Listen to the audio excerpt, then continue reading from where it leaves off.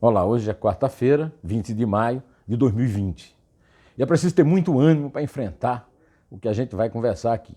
Olha aqui, ontem, terça-feira, 19 de maio, foram registradas 1.170 mortes em 24 horas por Covid-19 no Brasil, um recorde absoluto.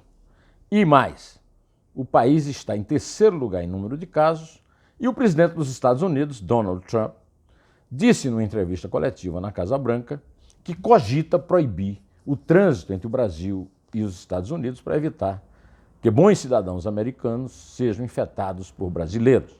Pois neste dia, o senhor Jair Bolsonaro deu uma live no blog do meu querido amigo Magno Martins do Recife, que reproduz inclusive meus textos lá, meus artigos lá, em que fez uma piada infame e a repetiu inúmeras vezes, que enquanto a direita usa cloroquina, a esquerda usa tubaína. Tubaína é um refrigerante popular feito no interior de São Paulo e de Minas, é mais barato e a piada é absolutamente sem graça, tanto que hoje ele tentou se corrigir, se emendar, como ele sempre faz, se dirigindo aos mortos, às famílias dos mortos, né? Pois é, eu quero lembrar ao Jair Bolsonaro que, além desse absurdo de decretar que o ministro da Saúde interino, o general de brigada, Eduardo Pazuello, que eu chamo de Panzuelo pela enorme barriga que ele tem, em general não pode ter uma barriga daquele tamanho, né? O governo está, através do seu ministro de Inovação, Ciência, Tecnologia e tudo mais, Marcos Pontes, o inventor do travesseiro da NASA, né? Querendo um protocolo semelhante para um vermífugo chamado Anitta. O vermífugo pode não acabar com a Covid, mas mata vermes, então é bom esse pessoal do Palácio se cuidar de não tomar por engano o vermífugo do astronauta, né? Bom, o Lula não fica atrás do Bolsonaro. O Lula, numa entrevista ao colega Mino Carta, da Carta Capital, também em live, disse que ainda bem que esse monstro do coronavírus está mostrando que a ideia liberal do Estado mínimo é desprezível. Desprezível é o Lula. Hoje, o Lula já pediu desculpa, mas não é verdade que ele cometeu uma frase infeliz. Não. Essa frase é o retrato do canalha, bandido, corrupto e lavador de dinheiro que ele é, condenado por 13 juízes e ministros de altas cortes e que devia estar cumprindo pena na cadeia e não na sua casa, mas que mereceu isso aí por obra e graça de amiguinhos, compadritos e protegidos do Supremo Tribunal Federal. Então ele reconhecer que a frase é infeliz não resolve nada, mas nós temos um problema aí. O Lula chefia o PT, que é um partido praticamente à morte. É um partido que está no respirador mecânico, digamos, como se estivesse com Covid, o PT. Vai ter um desempenho lamentável nesta eleição, acho, se houver eleição, pelo menos até o fim do ano, para prefeito e vereador, e principalmente em 22. Mas o Lula, o Fernando Haddad já teve, em nome do Lula, votos para ir ao segundo turno. E é provável que os fanáticos do Lula levem, não ele que não vai poder se candidatar, mas o seu candidato, o seu poste, como ele já fez com Dilma, que elegeu, e como fez com Haddad, que perdeu feio, ao segundo turno. O Bolsonaro também aposta que chegará ao segundo turno, porque 30% dos eleitores brasileiros são fanáticos por ele e aceitam todas as mentiras dele. Por exemplo, ele cometeu o estelionato eleitoral de trair a maior parte dos eleitores que o levaram à vitória, aqueles que acreditavam que ele ia pôr o PT para fora, e ele colocou o PT em lugares estratégicos como o Ministério da Justiça e a Procuradoria-Geral da República, André Mendonça e Augusto Aras, e facilitou a corrupção, aderindo a ela, mas isso nós vamos tratar lá na frente. Então,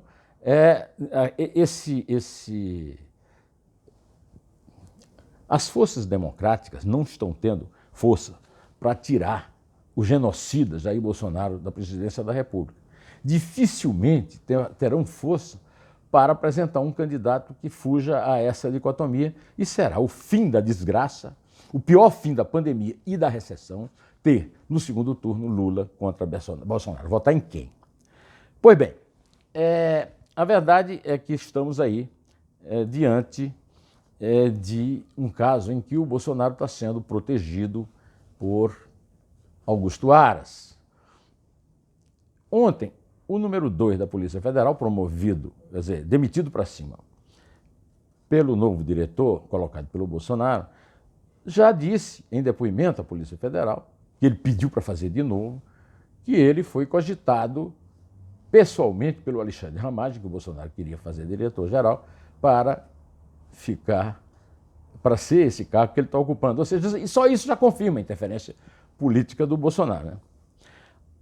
Agora, vai ser difícil, muito difícil, o Aras limpar a barra do Flávio. Porque, veja bem, a entrevista exclusiva do Marinho, do Paulo Marinho, a Mônica Bergamo, que a Folha publicou no fim de semana, já produziu um efeito bombástico.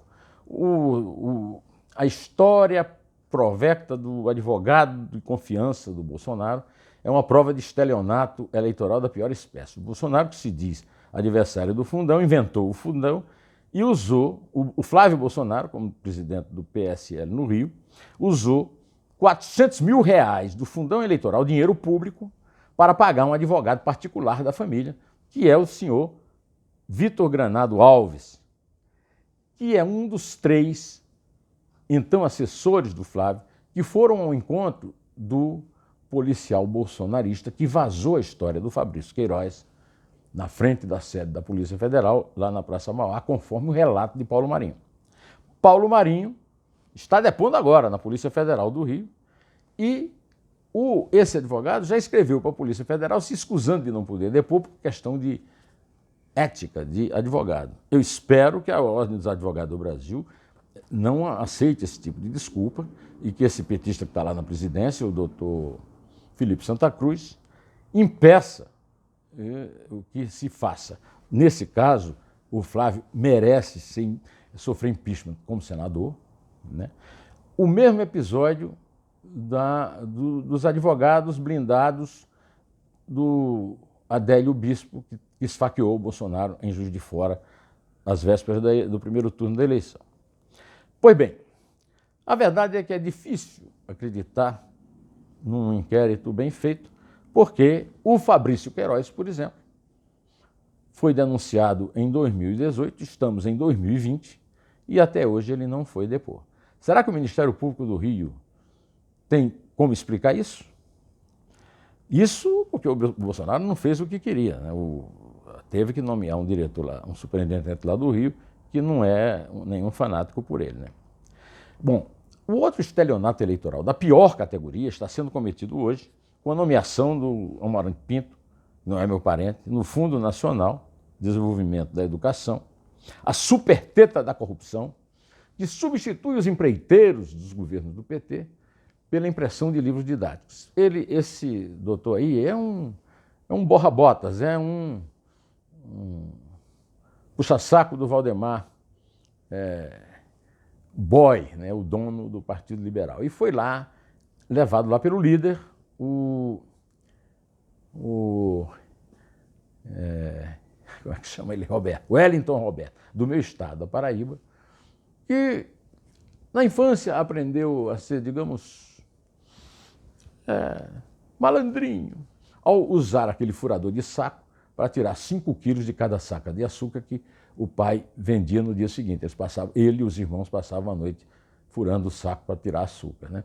E falsificou a assinatura do Valdemar Costa Neto, presidente do PL, e do líder, o senador Jorginho Melo, se eu não me engano, que era contra o fundão partidário e que ele assinou no lugar dele e disse: assinei mesmo, falsifiquei mesmo e tudo bem, né?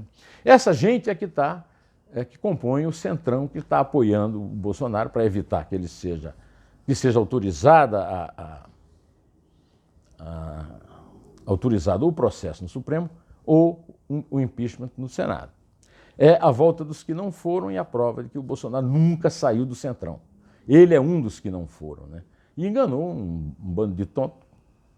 Esses tontos votaram nele achando que ele ia combater a corrupção só porque ele não foi convocado para a corrupção da Camargo Corrêa, da Odebrecht, da Queiroz Galvão, da Andrade Gutierrez e outras empreiteiras, pelo motivo de que eram um deputado do quinto clero, né?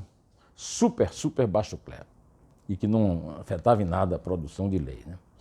Pois bem, nesse momento também o próprio Augusto Aras está em discussão, porque estamos todos, o Brasil inteiro, na dependência, até agora, né, do Celso de Mello, decano do Supremo, liberar a íntegra daquela reunião de boteco sujo no Porto, que é a reunião do Conselho de Governo. Imagina que conselho de que governo, né? Do Conselho de Desgoverno do Bolsonaro, para que nós possamos saber daquilo e pressionar o doutor Celso para que ele tenha uma sentença definitiva sobre esse inquérito das acusações de Moro lá no Supremo, contra o Bolsonaro. Eu quero também dizer que o dia ficou marcado pela saída de Regina Duarte da Secretaria da Cultura, não pela saída, Secretaria da Cultura não significa nada, e a Regina Duarte já foi para aquele cemitério dos mortos-vivos do Enfio na época do Pasquim, na ditadura militar.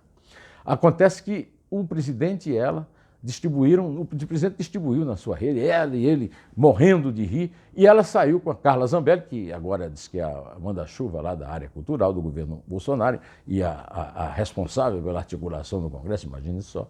E eu quero saber de que essa gente ri.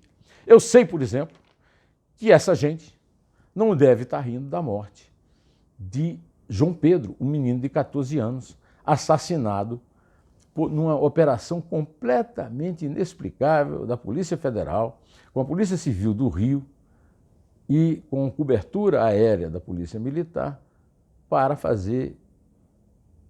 executar um mandato de busca e apreensão de traficantes, como alegaram, e que ficaram um dia inteiro passeando de helicóptero com o cadáver da criança sem que a família soubesse onde estava, até que foi avisada que estava a 40 quilômetros do lugar, distante do lugar em que morreu, no Instituto Médico Legal do Rio de Janeiro. Isso mostra que realmente foi uma terça para ninguém rir de nada. Pois bem, eu estou me despedindo aqui, direto ao assunto, em pé, e só a verdade nos salvará.